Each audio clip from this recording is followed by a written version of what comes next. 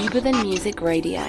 Behind every great song is a greater story. The music radio, behind every great song, there's an even greater story. I like to say what's up to everybody listening to us on iHeartRadio, Spotify, Spreaker, Google Podcasts, Apple Podcasts, and all the other platforms streaming us on their podcasting platforms. I also like to say, check us out on the newly launched Nius Media Roku channel. That's Nious Media Roku channel. Today we have a very special guest. I've been informed that he's also known as the James Bond, Latino James Bond, and also this guy is an entrepreneur, over 200 commercials. Before becoming an actor, he was running one of the biggest, actually he can correct me on this. He was part of one of the biggest nightclubs. He would hold events and produce events with artists such as Sylvester. He's been known for films as far as Clear and Pleasant Danger, Ylse, El Contratista, and in 2016 he created Alta California Pictures. Ladies and gentlemen, we have guest Alejandro De Hoyos here on Deeper Than Music Radio. How you doing? Great, I'm doing great. Thanks for having me here. Oh, not a problem. I love your voice, man. Your voice is amazing. That was really good. I'm sure the listeners, can enjoy that voice as well. Yeah, oddly enough, when I was in high school, I got recruited to a broadcasting academy. I did that, then got hired to do radio, and then both my parents were in the Navy, and I became air traffic controller. So I've been using my voice. I love that. I mean, it's like we're all entrepreneurs one way or another. We choose different things. It's not like we just do this. We have to branch out and do different things. Right? Yeah. So, awesome. Yeah. So the first question I had, you do so much. What do you do in your downtime when you're not busy? What do you do in my downtime? There's no downtime. I mean, just like everybody, you get to rest a little bit, watch a couple of action films, or do some cooking, things like that. But no, I'm pretty active the whole day. Yeah, I just got home. I rushed home, from downtown LA, because I'm still open. A couple of my businesses are still open. We had to close other companies because of the COVID-19. But I'm still very, very active. The only thing right now that's not active, that we're not active with, is the acting. So there's no auditions, there's no production, and I have a facility that holds weddings and events, like that. We can't have any of those. So those businesses are closed, those areas. But other areas, I have medical, I have real estate, those we're still working on all that. So you have like your hands in every, so there's still things that, and you remind me of, the saying that they said, don't have your eggs in one basket. Yes, I have learned that the hard way. You focus all your energy on one thing, and this is an example because I'm still doing other things. If I were just acting or producing, then, especially just as an actor, as opposed to having a web show or a radio show, we depend on these auditions. So if we don't go, we don't work. And I don't want to be on unemployment. So, because actors also get to be on unemployment if there's no work. Yeah. So with you, it started all at 22 when you moved to Acapulco. And I want to say the club's name is the most popular disco. Is it called Magic City or Magic Circus? Yeah. These guys had a club in Acapulco, one of the popular clubs there, and it was called Magic. And then they decided because they're from Mexico City, big city, one of the biggest cities in the world. And they decided to open a even bigger club in Mexico City. Mexico City is very different from a lot of the other states or cities. Where I worked, they were extremely picky. So it was the biggest club with a capacity of 3,000 people, but you had to be a member to get in. Yeah. So you had all the sons and daughters of the politicians, of the rich people. So those are the people who could go. So it was if you were able to get in, you were like, all right, you were lucky. And I was in my 20s. I mean, I was 22 when I opened. I was the general manager of Magic Circus because I got started earlier. And it was a great experience. I mean, you learn a lot. You learn to deal with people in power. You learn to deal with regular people like us, and you get some connections. You see everything that you can see in a club. And that's when I had the opportunity to produce these shows. We were producing them along with the company, with Magic Circus. But then I branched out and decided to do it on my own. So we were only open on weekends because it was a private club. So on a Thursday, I would book the place because it was empty, it was closed. So I would tell the owners, hey, I need that Thursday, 3 weeks, 4 weeks. And then I would book my own singers or dancers or any performers. Even martial arts. I had a world championship at the Magic Circus.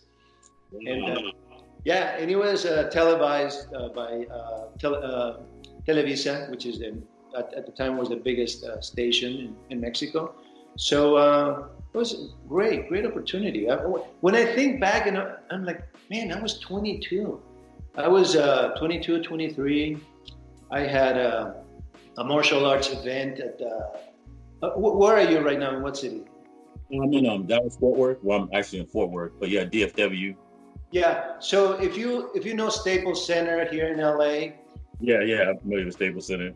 Yeah, I was just thinking about it. I booked El Palacio de los Deportes, which is something like Staples Center. I mean, thousands and thousands of people. And I'm thinking, wow, I was 22 when I was doing that. I love doing all that. And I booked that place, and we had this event with all these martial artists. They were breaking ice. They were doing demonstrations, fighting. These were very popular martial artists of the time. And I loved it. I've always liked the idea of creating my own things, my own shows, my own events. Once I met my wife, she's American, and we came together to the States. Then things changed a little bit. I started got into restaurant business. I started doing different companies. Some did well, some went under, you name it, As an entrepreneur, you think this is the next thing. Yeah. And then you learn that everything takes time. Everything that's worth something takes time. And I'm glad you say that, because a lot of people, I've always heard the saying that successful people, they, you learn, you fail, but you learn and you pick yourself back up. And there's always that illusion that everything happens overnight. And like you said, sometimes you something to be successful, something may take time, and then something you may fail at, but it's all about the experience, right? And learning. That's right. Yeah. I was listening to this guy, Earl Nightingale. I love that guy. He's from the 50s, 60s. And he was talking about how being successful is not necessarily achieving. Being successful is knowing what you want and then going for it. And it's a process. Success, it's a journey. It's a process. It's not just arriving. Because if you're going to consider yourself successful once you arrive, then you're in trouble. Man. Because arriving takes a long time. You're not going to get from the East Coast to the West Coast in 20 minutes, no matter what. So you have to wait. You have to enjoy the process. So when you did Magic Circus, I imagine to be 22 and to throw these events, they really, like, your work ethic. I mean, they really believed in you. Did they think you were outlandish? Were you like, look, I want to throw this event. I want to have Sylvester come here. I want to do the kickboxing. Was it an easy sell initially? Did you have to work your way up to build that confidence? Yeah, of course. I was working at a different club since I was 16, then 17. I was still going to school. And since this was on weekends, I was working there. And then when I was 19, I was running a club in Acapulco. And then I went to work for Magic as one of the managers there. I was 19, but I was tall. I'm 6'1". And in Mexico, when you're 18, you're a man. You're an adult. So yeah. So you're an adult. You're 18. You're legal. So work habits have always been like, I was there on time. I was trying to do the best I could and continue growing. As a matter of fact, I don't recommend this, but in the first year or so, I think I changed 3 or 4 jobs because somebody else wanted me. They would see me here, and then I would go somewhere else for more money. But I also learned that sometimes you need to stay at a place longer unless you're not happy. So I was in Acapulco. I was 19. They liked me. I went to Mexico City for another club. They had a private club called Bandasha, which was a small club. I was there for a few months. Was again meeting people from Mexico City, and then I always liked the States. I wanted to come here and learn English. I didn't speak English very, very well at the time. So I went to Las Vegas on my own. Yeah, I mean, there's shows there, and I had been there a few times when I was younger, you know. So I went to Las Vegas, and I worked there for 6 months because they were doing the construction of the big club. So in the meantime, I went to Vegas. When I was 20, actually, that's when I went to Vegas. I turned 21 in Las Vegas. It was different because I don't drink, but I couldn't drink. I couldn't go to certain clubs because you have to be 21, especially in Vegas, and I didn't know that. But I'm going to tell you something that I don't mind telling this to people. When I got there, I was used to being a manager in Acapulco, in Mexico City. I was the assistant manager, before that big club, and I wanted to learn English. I wanted to see what it was like to be in the States. Nobody would hire me, first of all, because of my English was not very good. So if you're even waiting tables or doing anything like that, you can't really communicate with people. Yeah. So after a couple of months of me being there, I was getting bored, but I didn't want to go back. The club was not ready yet. So a guy offered me a job. He really liked me. He said, it looks like you're somebody who's a hard worker and this and that. I have a position open for a dishwasher. And I thought he was joking. I don't think I understood very well what he was saying. And I thought, well, what's a dishwasher? What does he do? Well, there's a machine there. So I said, let's do it. I'm not afraid of work. I mean, all my life I've been working since I was 12, so I didn't mind. But it was tough. It was a tough job. It was a very busy restaurant. So I enjoyed doing that. I did it for a couple of months. In a couple of months, the guy said, I want you to help us in the kitchen. I want you to be a busser. And then they said, after a month, I want you to be a waiter. So as you can see, I was already, going again. Yeah. One thing that I liked that you said, because one thing I wondered was like, okay, why would you have all this stuff going on in Acapulco? You're the big man. You leave to come back to the States, and it sounds like you have to pretty much start from scratch. To a lot of people, that would mess with their ego. But to you've seen it as a stepping stone. Was that at any time, was it like, man, I got to go back because I'm starting from the bottom? But it sounds like you didn't have that mentality. You wanted to keep working and growing. Yeah, for me, it was I guess it was more important for me to grow and learn the language and learn about the culture, to actually live in the United States, a different country. The challenge was very, big. So it was good for me. And I guess we'll say I love challenges. It's not that I love challenges, but when there's a challenge, I like to conquer it, to be able to conquer it. I don't want challenges. Make things easy for me, but if they're there, let's try to conquer it. And I also knew that the club was about to be open soon, but it took longer than I expected. It took 6 months. So I was in Vegas for 6 months. When I told the managers of the restaurant that I was leaving because the club was about to open, they were very sad that I was leaving, and that made me feel good.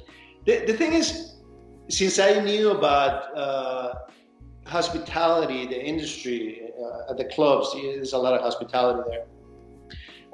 They liked me. They looked how I was waiting tables, how I was taking care of the customers, even though my English was still not that good. It was very, very, limited.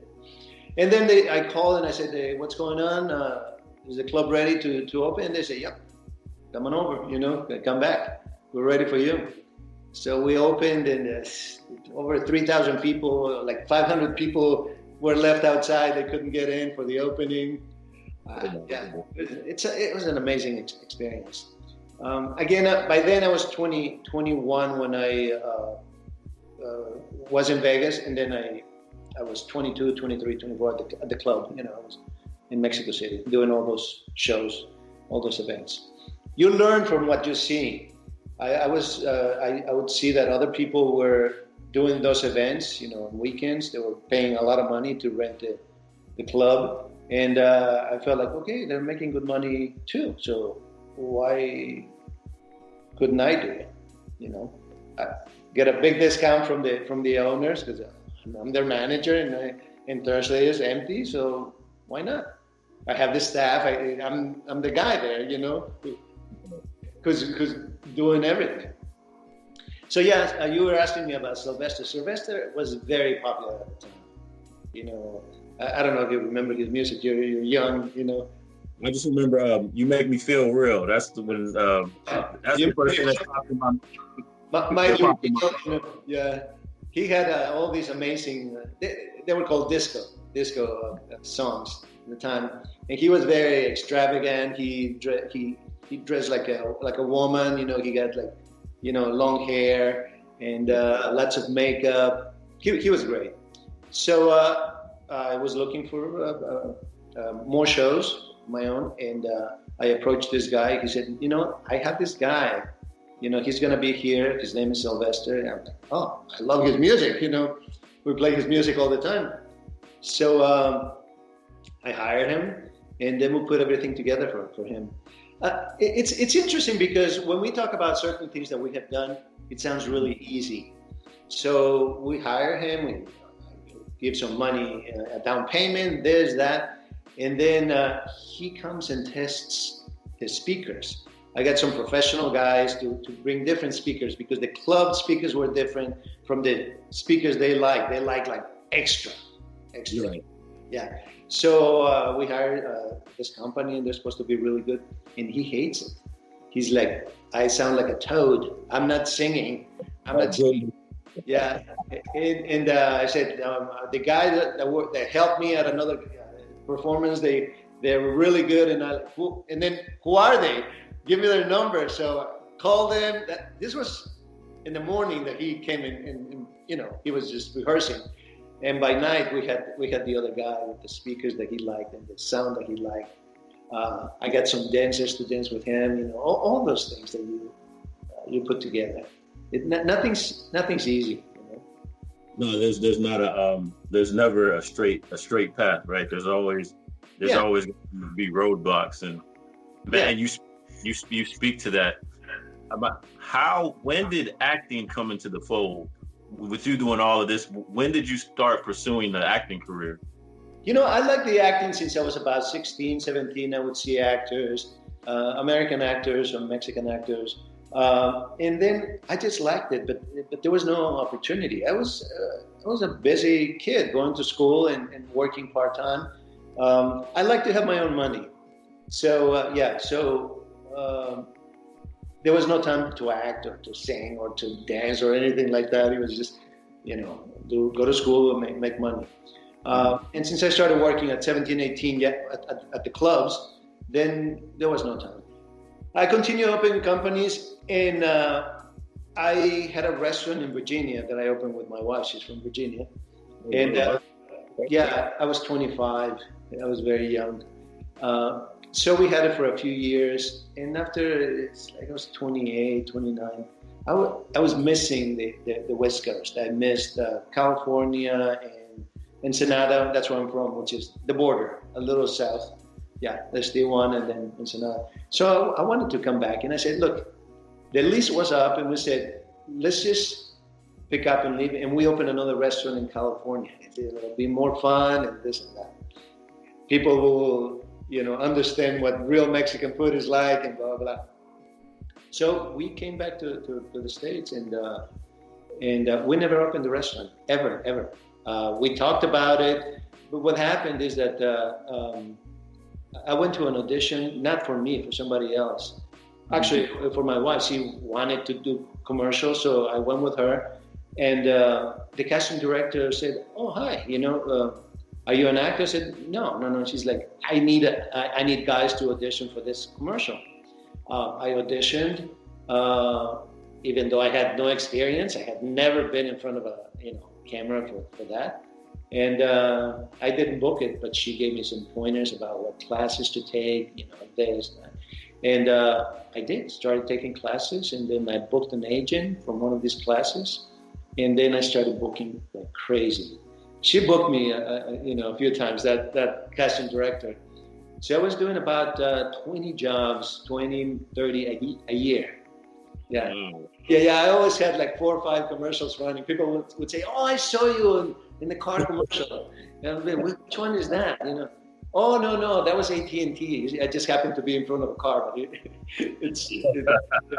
people see you in front of a car and they figure you're doing. Yeah. Yeah, so I did most of the cars I have done, most of the cars, detergents, different things. Sears, I was the spokesperson for Sears, for washers, and dryers, different things. You just start working. And at the same time, I was, building some of my companies that I still have after 20 years, 15. I continued building some of those. I would say people have asked me this question, so have you been acting full time? And I say, no, I couldn't. I had 4 boys, and I had to, raise those 4 boys and actually continue growing the companies. Some of the companies are doing well, then some of them are not. So you have to always be, with your team. You create teams. At this point right now, I still have like 9 active companies. And I have a team. I have about 100 people that work with me, but I have really, really good teams that help me when I'm not there. So that's something I learned, that you have to be able to not be there and the company is still running by itself. Not by itself, but by those awesome people. Your team. They're the ones that are running the companies, and. We joke about it because I say when I was shooting my movie, we'll talk about it in a little bit, I was out for a month and I would call them, "Hey, do you guys need anything? Is everything okay?" And they would be like, "Yeah, boss, we got it. I thought we don't need you. Everything's under control." It's like, because they didn't want me to worry. Yeah. But there are always things that once I come back, they're like, "Oh, okay, so what happened here?" "Well, we didn't want to worry you. We took care of it, but we didn't want to worry you." So, with the commercials, did it lead to bigger roles, like in Clear and Present Danger, or like was it just like a snowball effect? Yeah, it's like when you're doing something I noticed that the more I booked, the more jobs I was getting. It's like inertia. It's like you're saying, like a snowball. You just let it go. It's a numbers game. The more auditions you go to, the more commercials or the more acting gigs you're gonna get. You don't audition, you don't book. So I had a really good agent at that time, and they were sending me out a lot. I was going out 4, 5, 6, 7 times a week. So yeah, so that was pretty good. As I got a little older, like 10 years ago, then things started slowing down. Actually, in 2000, things slowed down. That was 20 years ago. One of my kids was about to be born, and I remember we had a strike, the Actors Guild strike. It lasted 6 months.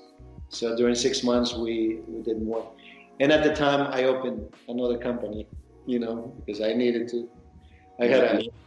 I got a newborn, and then so I opened a new company that I started building in 2000. So I've had it for 20 years, that company. Yeah. So we talked about your companies. Could you tell us some of the businesses that you have? I'm just out of curiosity because you said about 9, right?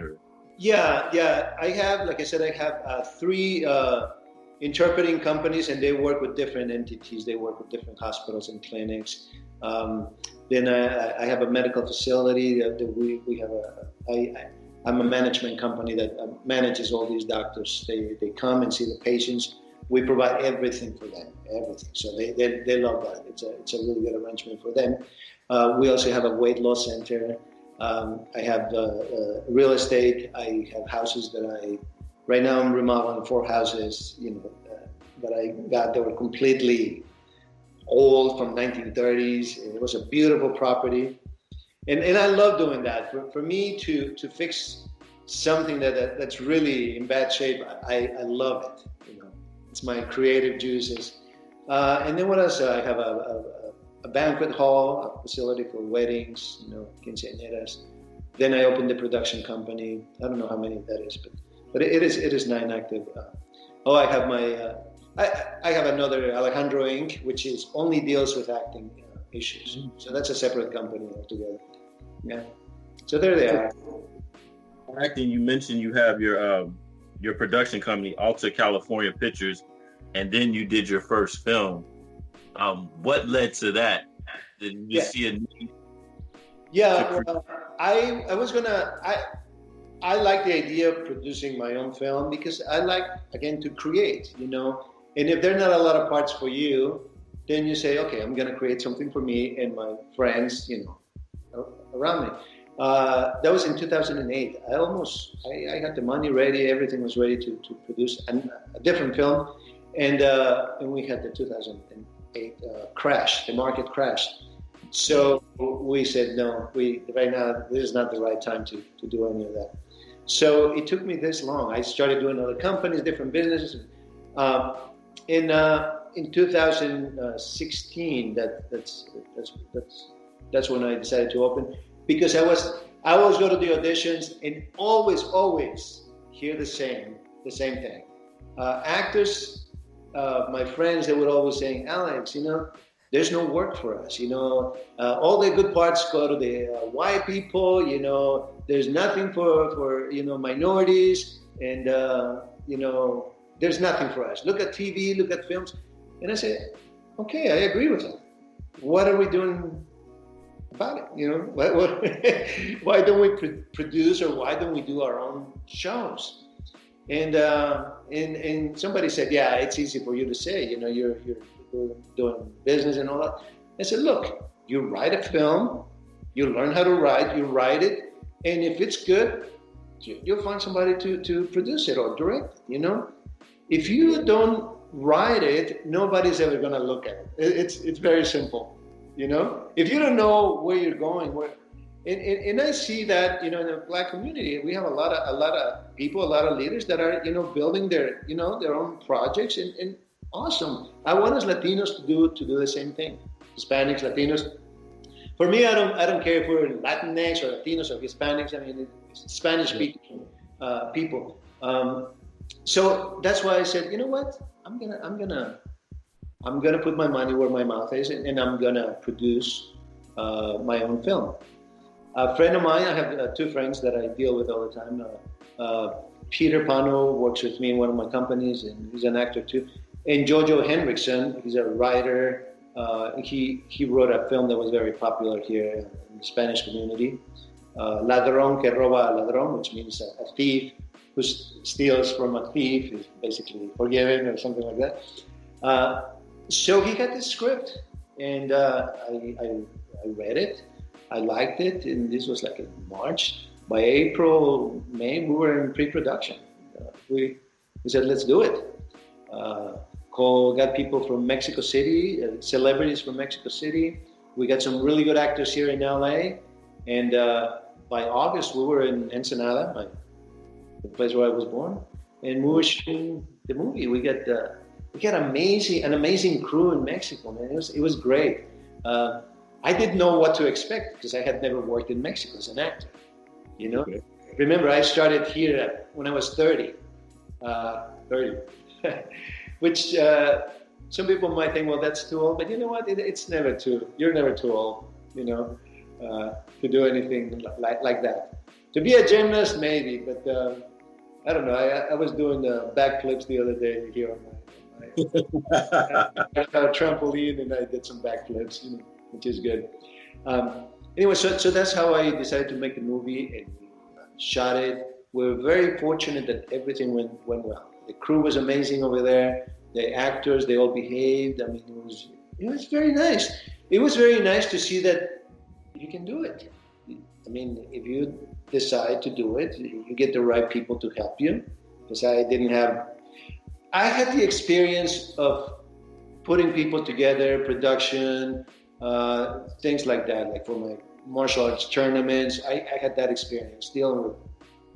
So I hired a couple of people, a group here in LA and a group in Mexico, to help us with the production.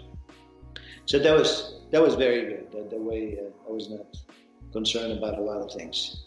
I like what you say. There was a movie that's a series out on Netflix that was a huge eye opener. It's called Hollywood, and it shows like Hollywood in like the 50s and during the time of Rock Hudson, and it showed how African Americans, how Latinos, how Asians were all typecast. And I love the fact now that people, there's different platforms and avenues where we can write our narratives, write our experiences, and also create opportunities. Because a lot of, like you said, a lot of minorities, there aren't roles or this typecast roles. And like you said, if we want to make change, we have to create that change. So that's very impressive. Yeah, I agree with you. There's a guy who works a lot. He's a Mexican actor, and there's like a going joke. Is like, oh, I booked this part, and we say, awesome. What's the character? And he says, a gardener. and he booked something else. So yeah, what's the part? A gardener. So it's like a joke, It's like a gardener or somebody taking care of the lower, not that there's anything wrong with being a gardener, but it's pretty much always the same. The guy with the fruit in the corner. Actually, I haven't seen those guys anymore. Here in LA, we used to have those guys with the oranges, and I haven't seen. Maybe it's because of the coronavirus. I don't know. I haven't seen them in a while. When you speak about Ensenada, I actually, when I was in the Navy, I was stationed in Naval Station San Diego. So I lived in El Cajon. I lived in La Mesa. I lived in Chula Vista and Bonito. So I'm familiar with that area, man. Definitely God's country out there. Yeah, very nice area. All that is really, really nice. Yeah. It's the weather is very, very nice. Cajon, La Mesa, all that. I like it. In your career, what would you say in your vast career, in your diverse career, any challenges or any challenging moments that stood out in your mind? Always. Like I said earlier, everything's a challenge. I mean, raising 4 boys, and I'm very proud of how they turned out. The youngest is 17, and then 20, 25, 20, 28. And they're all great boys. They're really, really good boys. They're very well educated. They're very polite, and they're smart. So, of course, they're my kids. Everybody thinks that about their kids. No, but when they're brats, because they have. It's interesting because they have not struggled. They don't understand the struggle that I went through with my family. But at the same time, we let them know. So even though they haven't struggled that way, they still understand. If not, deep enough, they do understand. So sometimes you have to remind them, no, you got to be humble, man. You can't pretend that you're, the guy who knows everything. No. And actually, in this day and age right now with this pandemic is a very humbling experience because nobody saw this coming, right? And it is affecting everybody, all walks of life, worldwide. Yeah, you have kids? You have a family? Yeah, I have a 13-year-old daughter. So I'm going through I make a joke because we have a family cat, and her and the family cat used to be very tight, but now she's adolescent. We don't know what Olivia we're going to get. So now the family cat hangs out with me because we don't know what Olivia will get, Yeah, 13, that's it's a challenging time, for a girl. And, you'll survive. I hope you do. Yeah. So one daughter. Yeah, just daughter. Yeah. Well, it's not that it's easy, but it's a little easier to handle, which is good. It's awesome. Oh yeah. Yeah, you can pay attention to her and all that stuff. Yeah. As you say, you have 4 kids, and my friends that have 4 kids, when we go visit them, it's just like, wow, it's 4 different personalities, they're all over the place, and I'm just like, wow. That's good. Well, they all use the gym here, so it's nice to see them active. We have challenges. One of them doesn't live with us, the 20-year-old, and the challenge is we have to do push-ups every day. So he'll send the push-up video of him doing the 20, 25, whatever, and then we try to do the same, the same thing. So stay motivated, with different little challenges. So your first feature film is El Contratista. Can you give us a rundown or a high level? Oh yeah, that movie, El Contratista. El Contratista started. The name was The Internationals.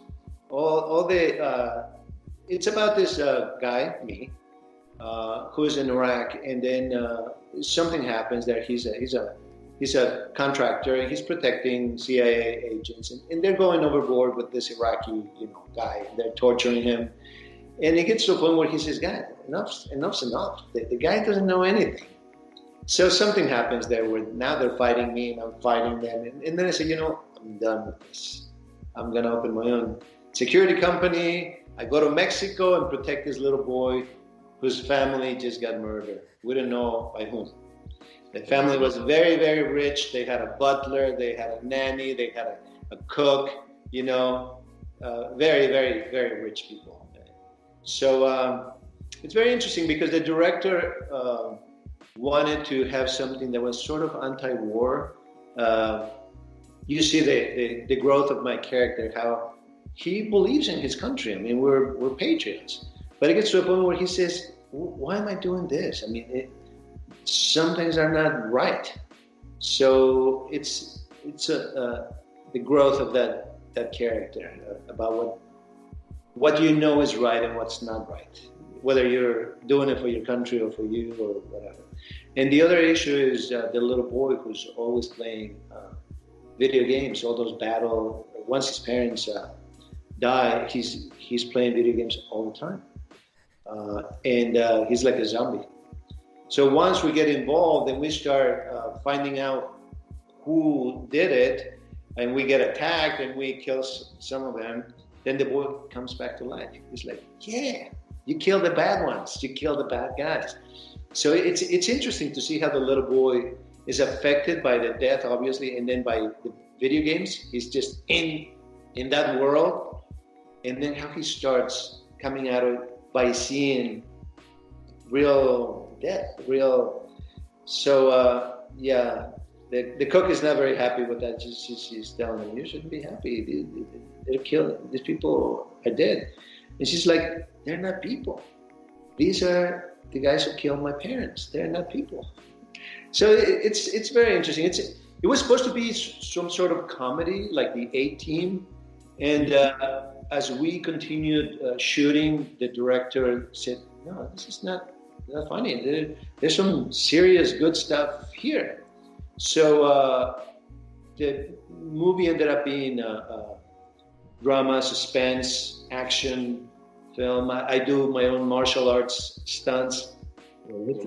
Yeah, because I forgot to say that I was a black belt when I was 17. I love martial arts since I was little. That's why I did all those martial arts tournaments in Mexico. And but I had not been training for years. I mean, since I was 20, I hit the bag and things like that. Every now and then I punch, kick, and things like that. So to make for the movie, I had to train. I went to Ensenada, so my old teacher, who's 73 now, but he's a black belt, 10th degree. And between my teacher and his son, who's also a 4th degree black belt, we choreograph the fight scenes. And that's me doing all the stunts for that fight. It's one of those things, you can always have more time to train. I ended up going like 3 times to train with them for like a few hours. And then I would come home and do everything I'm doing and then training, doing some kicks. And it looks good. I mean, the teacher, my teacher said once he saw the movie, he's like, yeah, that looks good. It looks very, very real. So it better look real, because when I kicked the guy who was his son, he flew out, broke a door that he wasn't supposed to break, and the light came in. It was like a miracle, like ta-da! Throwing a flying kick, and good accidents. Those are good accidents that happen. Very, very proud of what we did. For the first film that we did, I was very, very proud. So once we get to normalcy, what's the future for Alejandro as far as your career and business wise?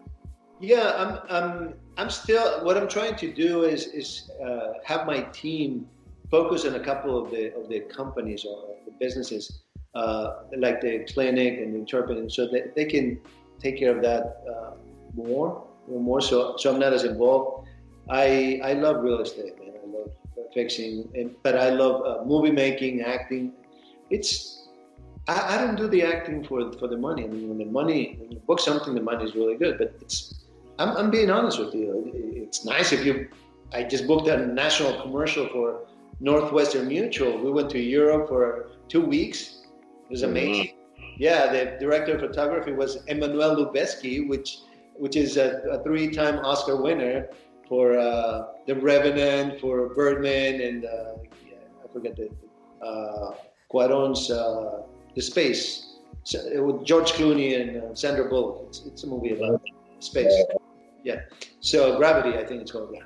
So it was an amazing experience, in you making really good money for that.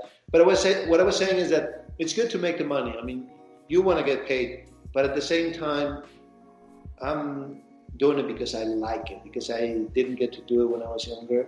And now, when you're saying, what's Alejandro going to do now? Now that I'm more established with my companies and my teams and all that, now I have and my kids are, they're adults, they're mature. Now I get to be a little freer when it comes to producing my own films or acting or going out of town to shoot whatever. Where before it was a little difficult for me to be gone for 3 or 4 weeks to shoot something. Now I feel a little more relaxed about that. Like I'm 59, I just turned 59, but I feel like, hey man, I want to be working till I'm 80. I want to keep acting and producing. That's what keeps me young. If you want to say that, that's what keeps me alive, keeps me going. If I were thinking about retiring at 65, I couldn't do that. I don't want to do that. My brain has to be active. My creativity has to be active all the time. What advice would you give somebody that sees what you do, and then they're like, wow, I want to be like Alejandro. I want to do the acting. I want to have business ventures and be an entrepreneur.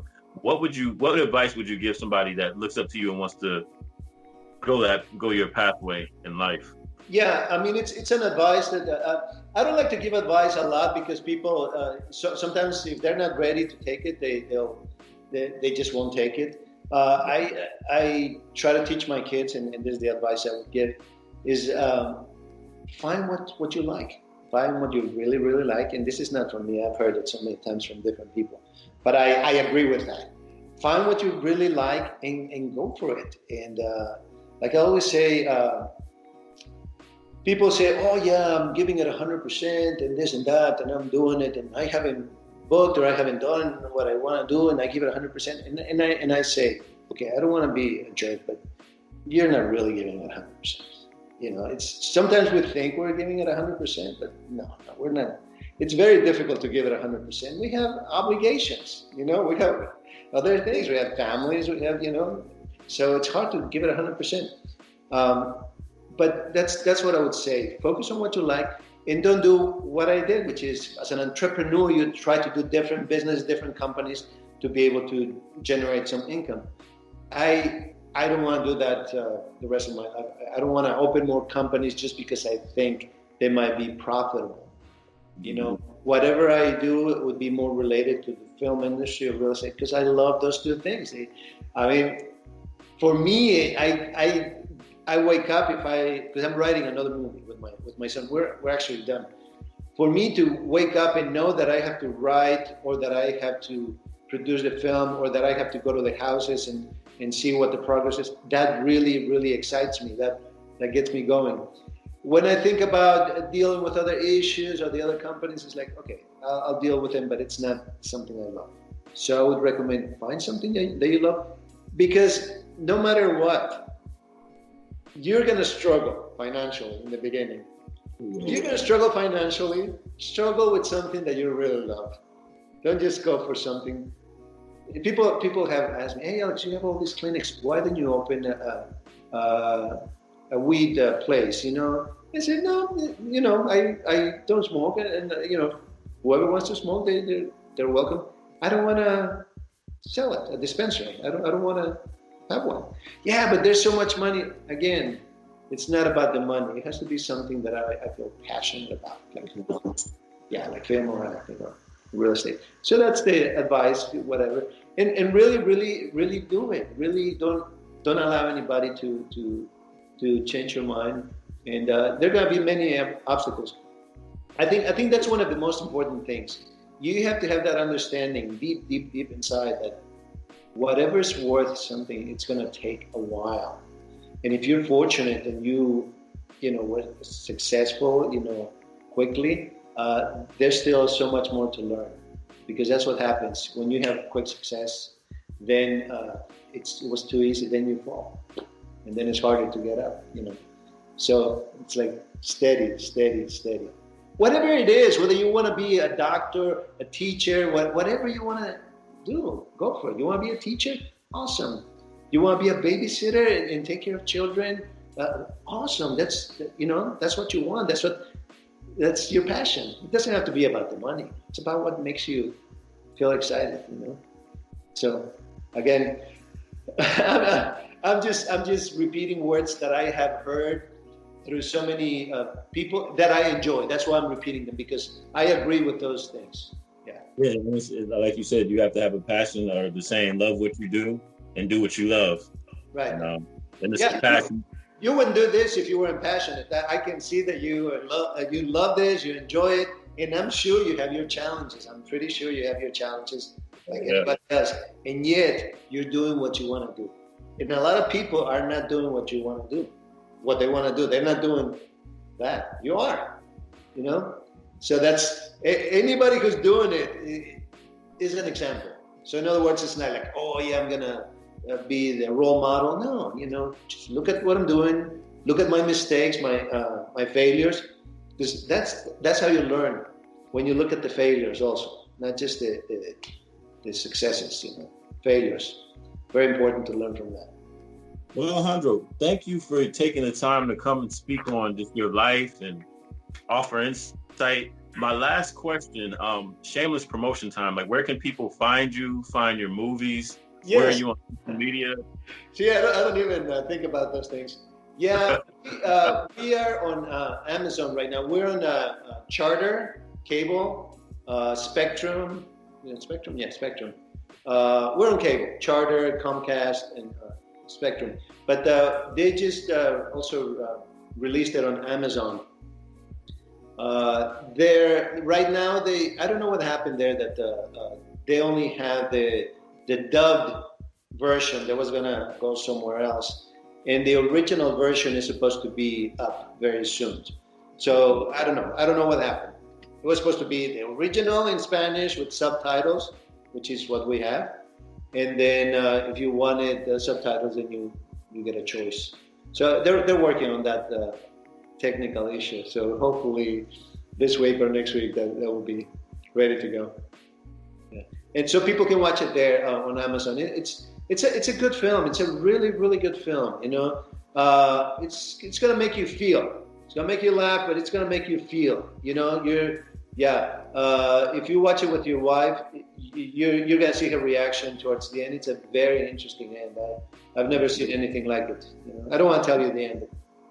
So, I said I'm definitely gonna check it out. I mean, I like the way the plot, the story. I'm definitely gonna check it out. Yeah. So and also you can go on IMDb. I'm Alejandro De Hoyos, or Instagram, it's Alejandro De Hoy. So I guess they didn't have the Hoyos, so Dehoy at Instagram. Okay. Very simple. You just go online and yeah. It's funny because people make fun of me when I say that I'm a shy person. Huh? I'm not really somebody who likes to promote himself. I like to work, man. So for me, I want to be working all the time as an actor without being that famous. All the other stuff, huh? You know, yeah, I want to. That's why I haven't really gone for it 100%. Because I like being Alex. I like being Alejandro. I like being with my family, doing my things. I just enjoy the work, you know. So. Well, ladies and gentlemen, you heard it here on Deeper Than Music, and also catch his movie. It's on Amazon. It's available on the streaming platforms, and pretty soon it's gonna. You said like the Spanish version with subtitles. Yeah, soon. Okay. Well, ladies and gentlemen, another great episode of Deeper Than Music with Alejandro De Hoyos, and this is Mark signing off. Thank you.